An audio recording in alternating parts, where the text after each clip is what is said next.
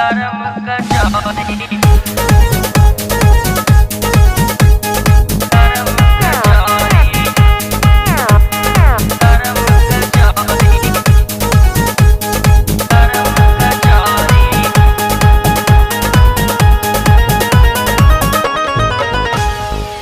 जो बन लागेला जैसे दवा के छाली गलिया के चुमत बाटे कनमा के बाली जो बन लागेला जैसे दवा के छाली गलिया के चुमत बाटे कनमा के बाली। एक बार देखला से मन नहीं भरे मन करे देखी औरी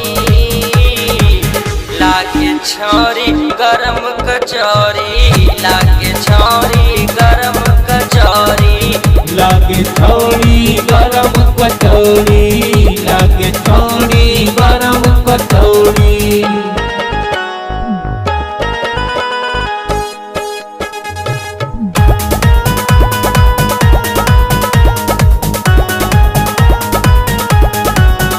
जब रोहिया चलेलू तो जान मारेलू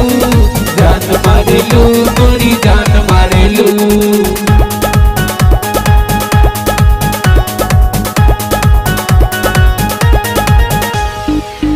हथवा उठा के जब ले अंगराई मन करे भाई कोरा उठाई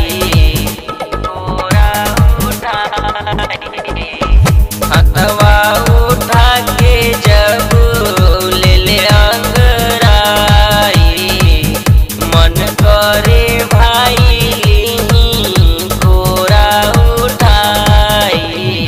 दिल नहीं बाटे काबू में हमरा जाला वहीं दौरी लागे छौरी गरम कचौरी लागे छौरी गरम कचौरी लागे छौरी गरम कचौरी लागे छौरी गरम कचौरी।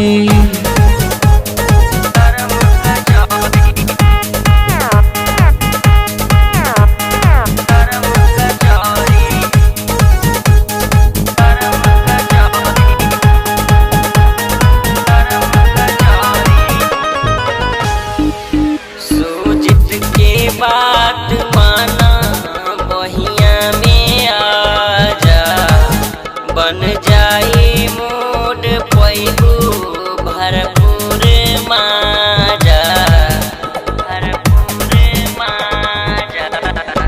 सूजित के बात माना बहिया में आजा बन जाई मूड पैबू भरपूर माजा। हमरा से कुछ गड़बड़ हो जाई बोलते हम सॉरी